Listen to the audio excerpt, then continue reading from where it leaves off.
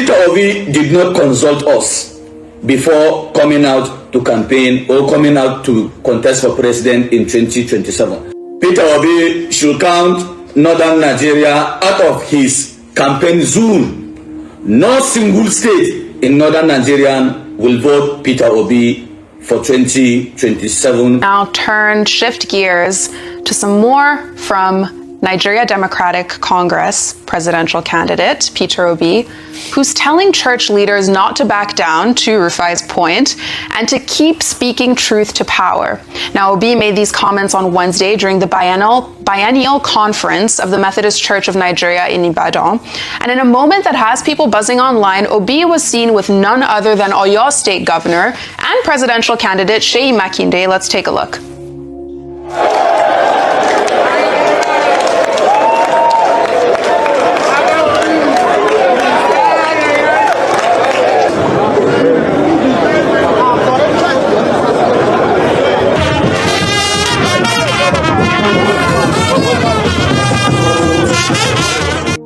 And meanwhile, that visit comes as a clip of the leader of the Arewa Youth Assembly has sparked its own debate, with the head of the association declaring that not a single state in northern Nigeria will vote for Obi because he didn't consult them for 2027. Let's take a look. Peter Obi should count northern Nigeria out of his campaign zone. No single state in northern Nigeria will vote Peter Obi for 2027 presidential election. The reason is this: Peter Obi did not consult us before coming out to campaign or coming out to contest for president in 2027. And Peter Obi did not inform us about his presidential campaign for 2027. So you can never be president in Nigeria without the support of northern Nigerian youth. So we have no any agreement with Peter Obi. Any single state that voted for Peter Obi, we are going to sack and replace the state coordinator. This is a bold statement. I mean, it's resurfacing this idea of one person trying to essentially speak for an entire group or cooperative or geopolitical region when it should be one person, one vote. I mean, what consultations were needed? What do you make of this? Yes, it's one person, one vote. But the reality of Nigerian politics is that we have powerful blocs and we have powerful groups who have the power to influence the votes of others. And that is where their bargaining chip comes from. I said it earlier this week that we haven't yet matured to a point in our politics where a number of Nigerians can think for themselves. And that's the unfortunate situation that we find ourselves, where there's no rigor in thought or in the choice of a candidate. If I'm being honest, it's all about, okay, what did my pastor say? What did my imam say? What did they tell us to vote for in the Yaloja? What did Yaloja say? So a lot of people do not have, in many instances, a personal perspective, a personal duty or responsibility to actually evaluate independently the quality of choice that they have to make. There are many factors that affect people's choices. It is still very much one person, one vote. But what we would then look at on a broader level is what are the factors that influence a person to make certain choices and decisions. So I wouldn't dismiss very easily this Arewa Youth Council's talk. That is part of politics. You go around, you engage, you talk to groups, you know the power blocks. That is politics in the Nigerian system. So maybe this is a call to all presidential candidates that they ensure that they dot all I's, cross all T's. But in terms of political mapping, you also know the people that you want to spend time with. You know people who have already decided, and then you begin to map out who your base is, where you concentrate attention, your conversations. But I don't think it will be wise to say we'll just dismiss it as one man, one vote. Right. We know how powerful groups like that, especially along the lines of ethnicity and religious beliefs. I mean, unfortunately, I'll say in Nigeria, because we need to mature, we need to graduate from that level level of politics. Now, going back to Mr. Peter Obi's visit to the Methodist Church, he's always been affiliated with groups. He's always shown up for people, whether it is funeral services, birthday, celebrations such as these anniversaries. He's also been known to make personal contributions at occasions like that. And he made a statement which we have he's not the only one that said it. Other Catholic bishops who had come out in support of Bishop Onayekon had said it. That part of the responsibility that the Catholic Church has, as well as other religious bodies like that, is to speak truth to power. And is that not what we often say here, Annie? I recall that speak it, problem. Don't say it, problem. Right. We know other leaders, perhaps in Pentecostal faith, that have come out and said things that the people feel or felt like didn't represent the true picture of how the things are in Nigeria and how people came out for them. Yeah. The most important thing is not to be partisan. They represent a wide variety of audiences and people who support different personalities and different parties. It's not within their purview. But in terms of speaking up for the most vulnerable, that is what they see as part of their responsibility. And that is why I said earlier that I felt that the response from the presidency was not very wise in the first instance, where they tried to attack not just the statement, but almost the personality and credibility of the people making the statement. And I thought, what an unwise thing to do. And we can see what happened in the days following. I'm glad that now finally they've eaten a humble pie, and the SGF has released a detailed statement calling for even more consultations with the bishops and saying that they would look into the matters they've raised. Stephanie Laba, let me end with that. That is what they also have done in the first. You cannot dismiss a group or a body that represents at least 35 million people in Nigeria. You cannot neglect to the voices of people who, by virtue of the interactions with the most vulnerable and a small group of people, ignore their voice. They play a critical, and you cannot ignore any Nigerian when it comes to leadership. That's exactly what I was going to say. Everyone's position must be taken into account. And Dr. Abati, I'll come to you on that, but let me just quickly take these insecurity stories and we can tie everything together. Because there are a lot of reactions to the federal government's major announcement that 308 Nigerian citizens who were abducted in a series of attacks in Niger and Niger and Kwara states have now been rescued, making it the largest rescue operation ever done on the same day by the Joint Security Team. And some of these people had been in captivity for 6 months. I'll take 2 quick reactions, one from Adeniyi, who says, "This is good news.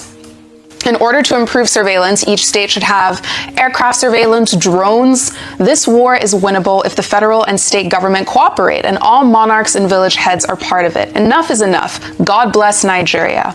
David said, "The real success should be when people stop getting kidnapped in the first place. We shouldn't normalize celebrating rescues while innocent citizens are still being abducted regularly. Prevention should be the real headline." Well, to that point, one of the people said that village heads should play a larger role in all of this. So when it comes to prevention, security forces need the financial means for the tools, the weapons, intelligence to prevent these kidnappings from happening in the first place.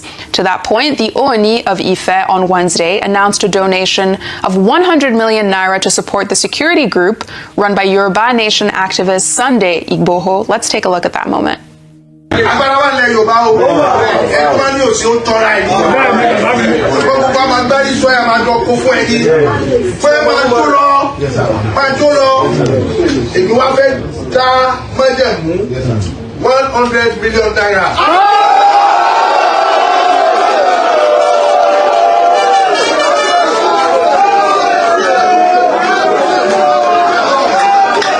Abati, this feels like a win for community security, especially since we so often talk about the lack of funding to fight insecurity.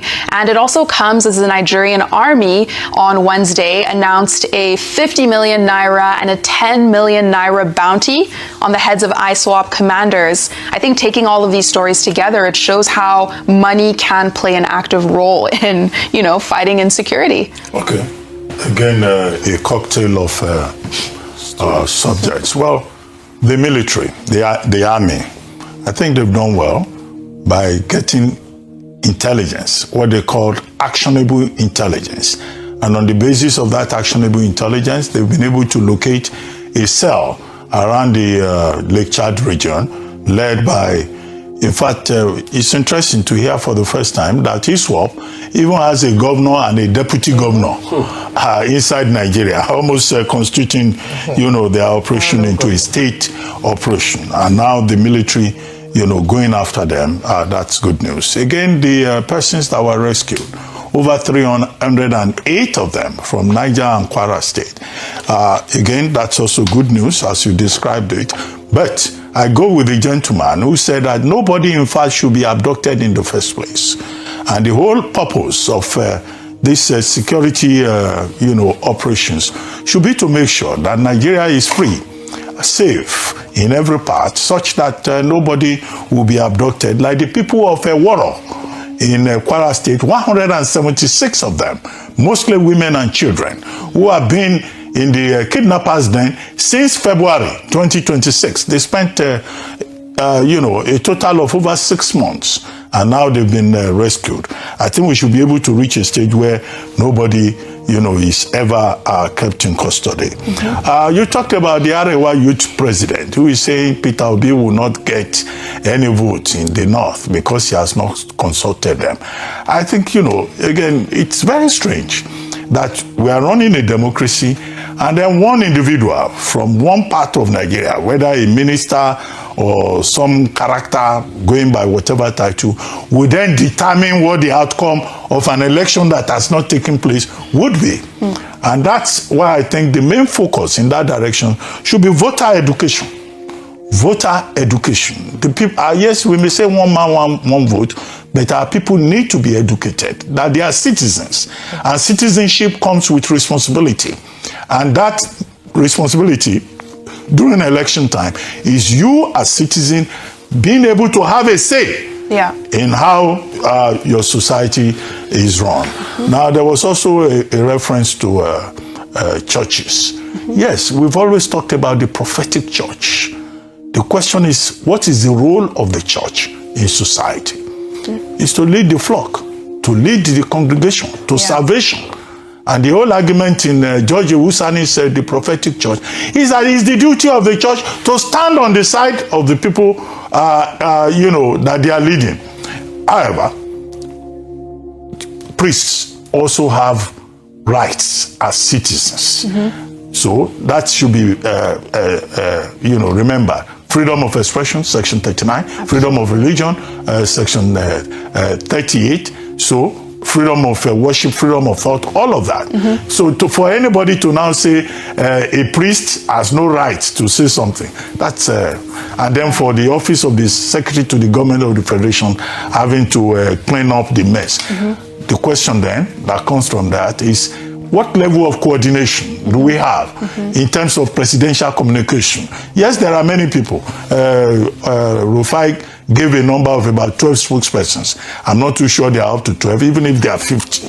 There should be proper coordination, so that they don't talk at cross purposes or they don't make statements that will bring embarrassment to the president. Absolutely. And as for Mr. Peter Obi, he is right, and he's not the only one who has said the church should remain confident. There is also Senator Ojus Okalu, who also, I think yesterday, in an interview, who also said no. In fact, that he will leave the APC if there is any attempt to embarrass any Catholic priest, because they have the right and they are guardians of the flock. They are shepherd men of faith. And that is what we should all remind ourselves. Absolutely. That we need to do more in terms of fighting insecurity. Absolutely. And to that point, before we take our next story, let's